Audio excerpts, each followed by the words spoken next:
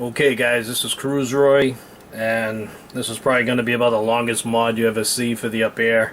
For the dual battery mod, this is for the adapter. Alright, this adapter not only works for paralleling up on batteries for the UpAir, but it'll also work for the Phantom 2 and 3, except the 4. You can parallel batteries off of it because you're just coming off the leads, but that's a whole other video, and it's a lot different bends, so I'll throw that aside for now. So how did this all begin? You're gonna need an XT adapter. This time I'm gonna make a different one. I'm gonna have duals. When I was young, I used to play with trains.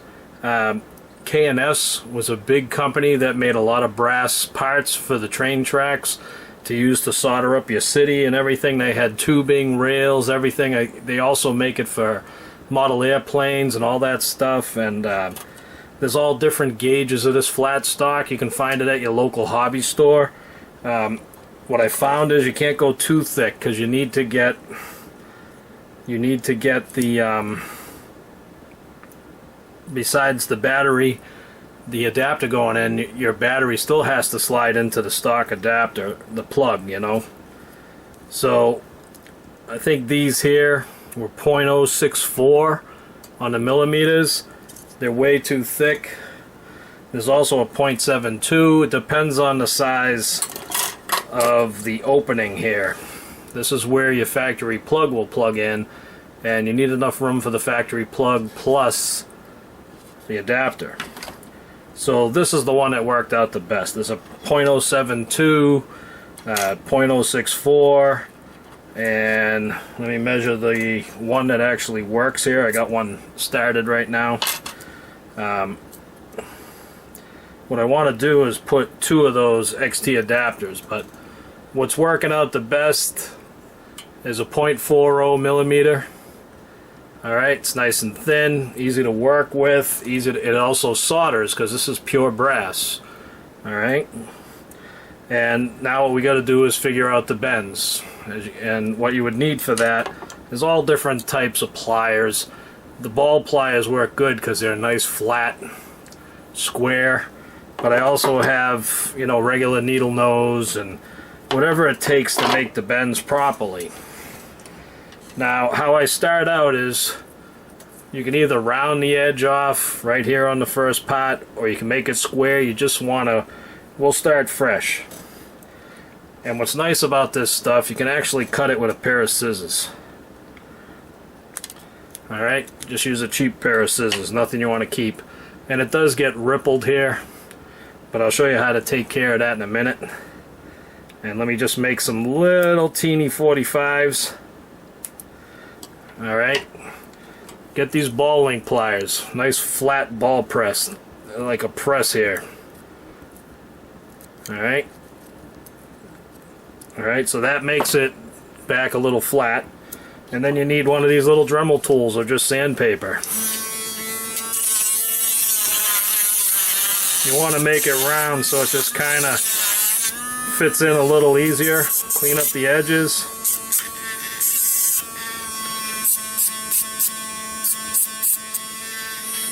Alright, so it doesn't cut into anything. Alright, so that's how we're gonna start. Now you take your battery, but be careful, you don't want to short nothing out here. Slide it into any one of the holes that you need. Alright, because you're going to make a pattern here, you got to use this as a pattern. So what I do is I slide it in as far as it can go. Take something that's like a scribe, or I use a paper clip,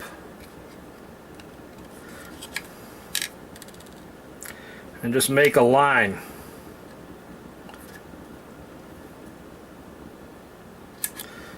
Just make a line like that. Alright, now I know I gotta fold it 90 degrees up, so the ball link pliers again, square it up. Make sure you're nice and square. Hold these as tight as you possibly can. Fold it over. That's a nice 90 on there. Try it back out, put it in there. Alright, now you get it. You're starting to get it. It's starting to look like something. Alright, so on the next bend, you want to hold this up as tight as you can. You want this to be to the top of the battery. And again, we're going to make another little line.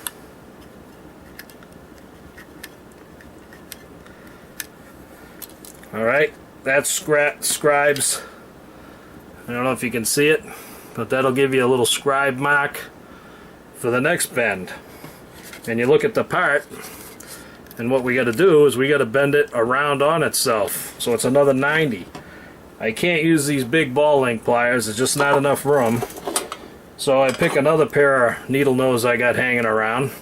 And these kind of stink because they're not really straight. And it has a cutter on it. I could use the cutter that's straight, but that's too deep.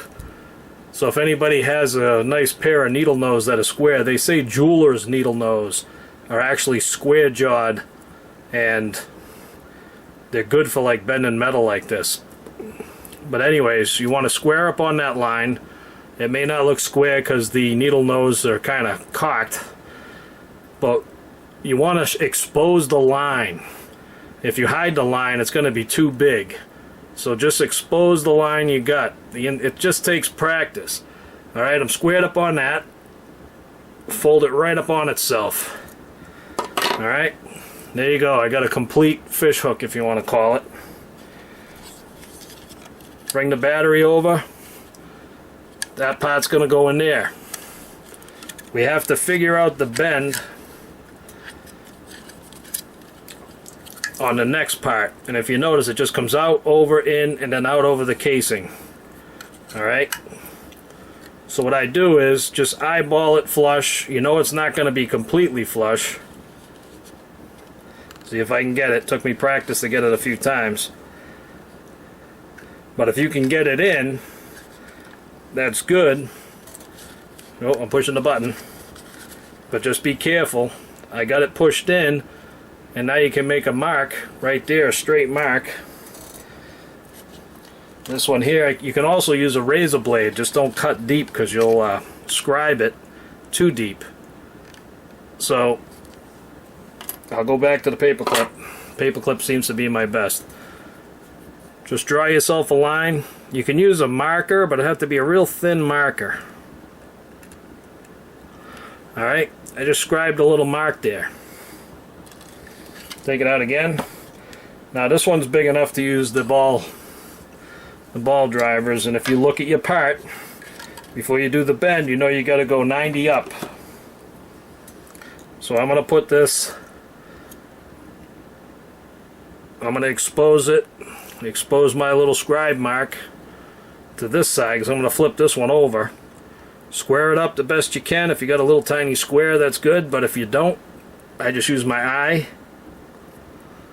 Just leave a little bit of it exposed, because during the bend you leave excess metal. So the less the better. Alright. So this is what I ended up with. Plug it in. Alright. And what I'm going to show you, I did an overbend. I'm not in far enough. Alright.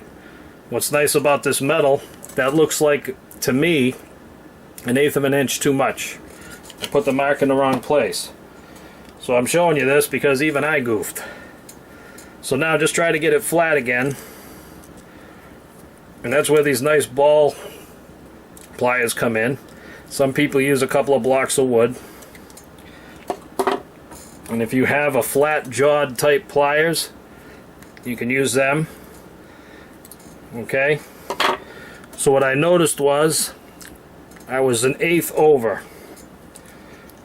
So I'm going to put it, go right about there. That looks about 1/8. Like I said, it takes practice. And if you need be, sometimes take the other pliers and squish them down. Get a little flatter. But this brass is pretty resilient. It can take a few bends. Let's see how that works. Alright, look at that.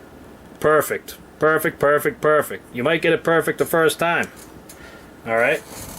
Now, the easiest bend of them all is you already got this placed in. What I do sometimes to make sure, I'll put another tab in here. Put another tab of metal in there to make sure I'm at the height. But you want to put your finger right here for some really hard pressure and just bend it over.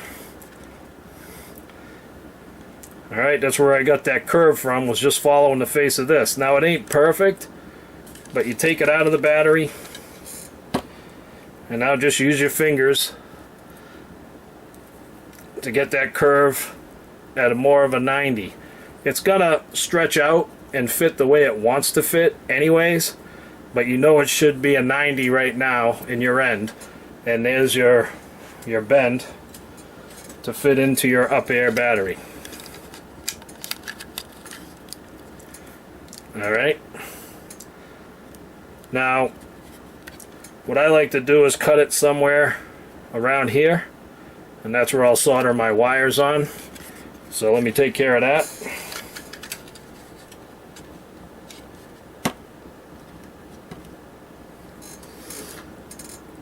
Like I said, this metal is pretty good about just chopping it.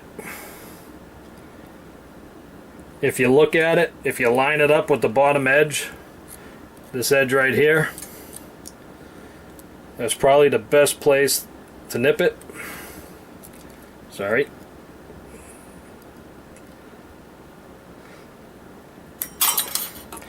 Alright, when you cut it with scissors, you get a little ripple. There's a better way of cutting it. You can knife it, score it, get a nice square cut, fold it, but that makes it a little bit easier.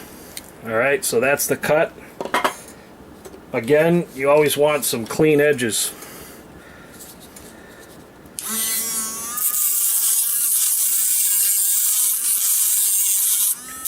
Use a Dremel. Make sure the edges stay clean so you don't cut into any of the wires on your drone or cut into anything, so it just makes it nice and smooth with your hand. Alright, so originally this one I used 1XT adapter. That's good for a single battery mod. What I feel like I want to do now is have, you can take that paper off. It's going to burn off when I solder anyways. But I need to change out my Dremel to a little drill bit, and I'm going to score a little circular or like a fillet in there, and that'll take over. And if you want, just to give it a little bit more adhesion for your solder, just kind of take this and score it up.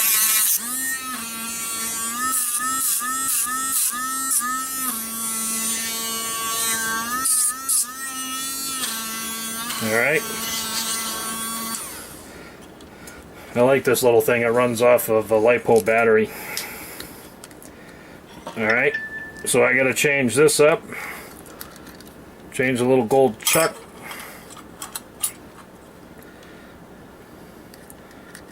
Put this drill bit in.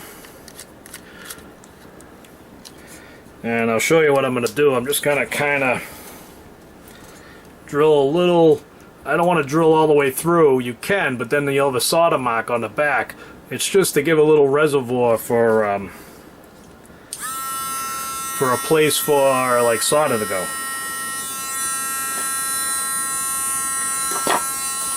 I'll do this on my little coffee table here if you can see it.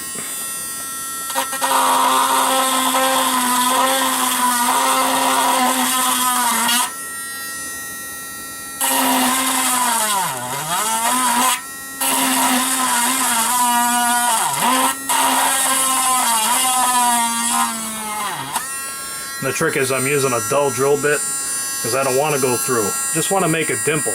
I guess you could use a punch and just a little dimple. It's just for a reservoir for the solder. Let me go back to the sanding wheel.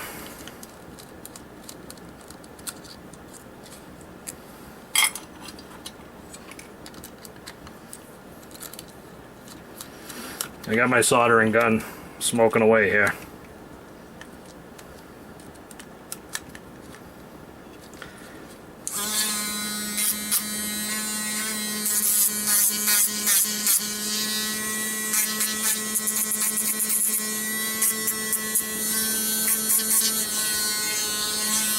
Alright. Like I said, the same idea will work for the Phantom 2 and Phantom 3, and it won't affect the smart battery. You just got a lot of different bends to do, but don't tell anybody, it's another video. Okay, so now, like I said, be careful with Lipo batteries. I'm going to click this in. Alright, it's just the way I want it to fit. I can make this a little tighter just by bending it by hand, but everything's working fine. I'm just going to give that a little crease bend. Alright.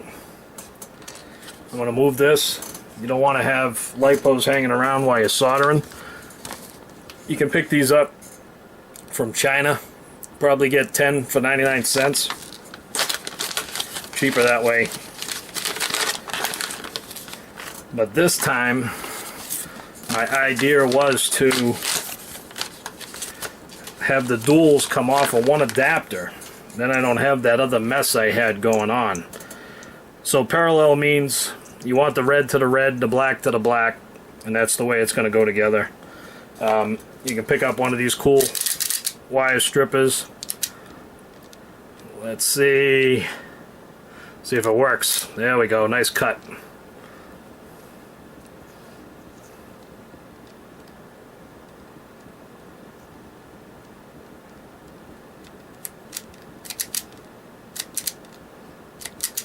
Loosened up on me.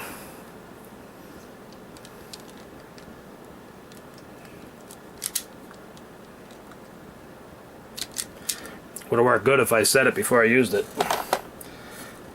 I got most of it anywho. Alright, so the trick is I want to solder both of these onto one plug. So I technically should make these a little bigger. Let me tighten up on the jaws. I'm going to make them bigger all the way up to there first.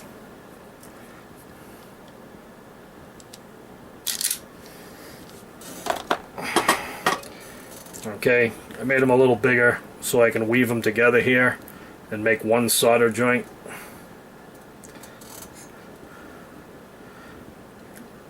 So if you take this clump,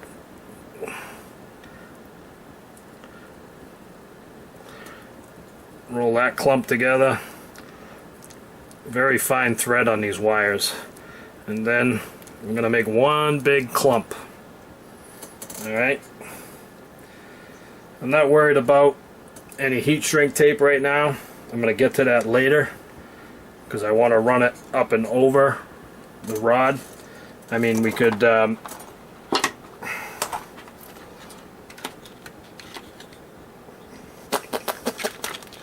just give me a second, please. Just got to find the right heat shrink that fits the metal, which was kind of this one. Which, yes, I could probably take this now and rope it over both of these wires. It's a little tight.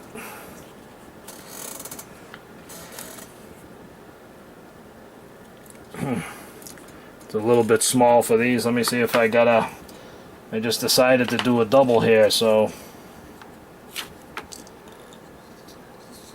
I'm not quite sure if it's going to actually work. I'm going to use a blue.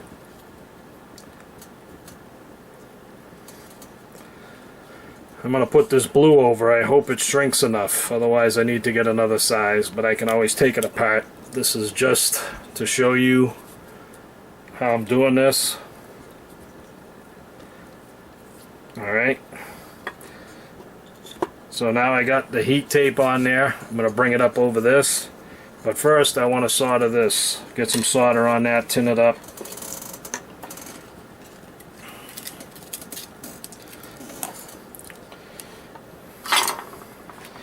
Wouldn't your mother like you if you used her coffee table to do this? Alright, Now this is a 60 watt.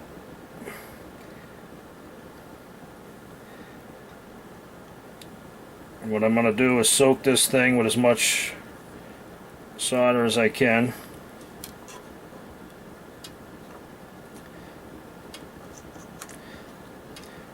It's a big wire, so it's my first time doing a big lead.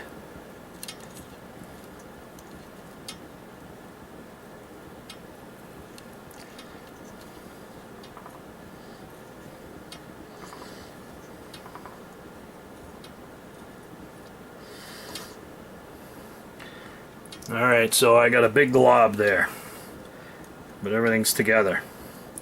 So, our piece here. I forgot to bring my little jaws out to help hold this. Hold on one second.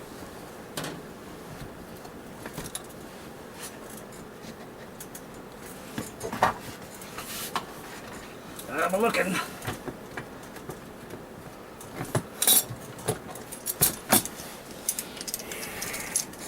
Yep, nothing but good old vice grips.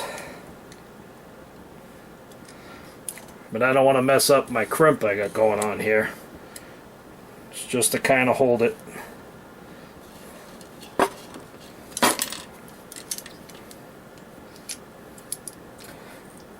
Don't you keep vice grips under your bed? Well, I do.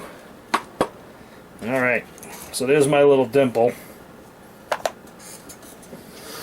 Little dimple right there.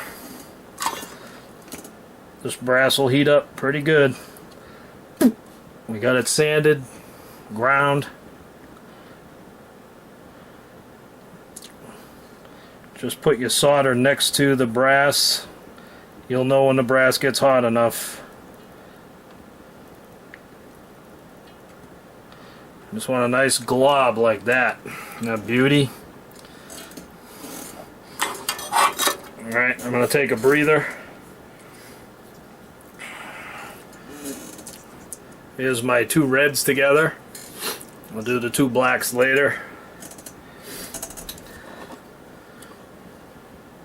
Now you need a lot of heat. Can't use a little toy one. Like I said, this is a 60 watt or 30 watt, I forgot, but let me put a little solder on the gun itself. Oop, just dripping off on me.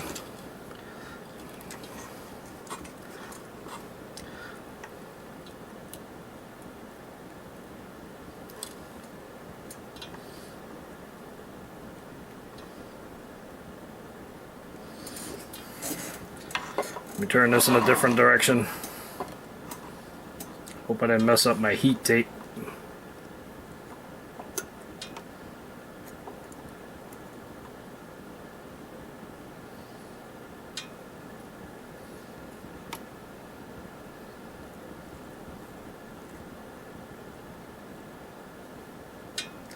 Can feel the heat on my fingers. Ooh, hot stuff. I think I messed up my heat tape here. I dripped something hot on it. Let me just check this out. I mean, if you want, you can fill all these areas in. Make sure you get a good tight bond, but this brass is good. It holds good. Like I said, this is an adapter. You lose the adapter, the main battery should kick in. But what I'm going to do is try to do a little infilling. Move my chair for a minute.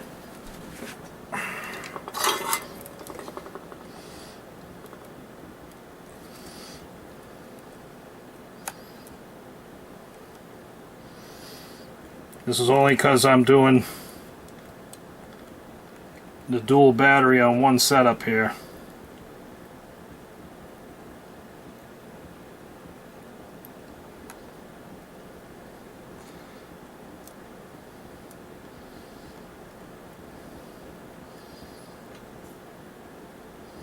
It's a lot of wire.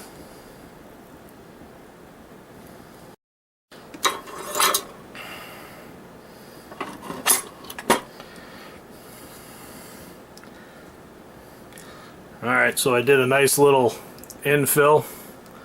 More the merrier. Let that cool down before I put the heat shrink on there. And I did kind of hurt it a little bit here by dropping slag on there, but let that cool off. And now you can push this over. Try to get it to curve. Actually, if you want, you can kind of go straight because it is pretty flexible. Get it over to where you need it. Bend it right back the way it was. Use your the heat from your soldering iron to shrink your tape. If you didn't bring out your lighter like I forgot.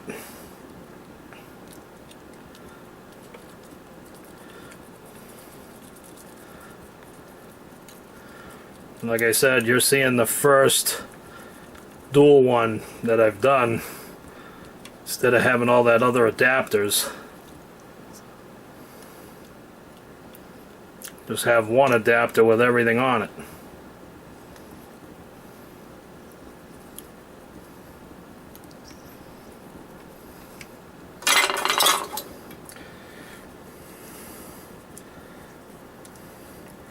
Alright, so also remember, always check your voltage on your battery.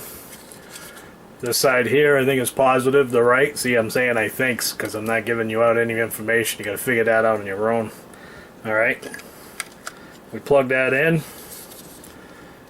there you go. Alright, they'll be on either side so you can still push the button. This one will be on that side, and now you have a link to that battery and a link to your other Lipo battery, giving you a triple Lipo setup.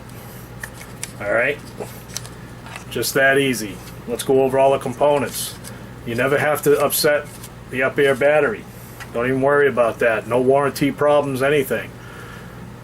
Piece of brass, flat stock, made by K&S Industries out of Illinois. They've been doing it for years for model trains, model planes. 2XTs, 60s. Alright?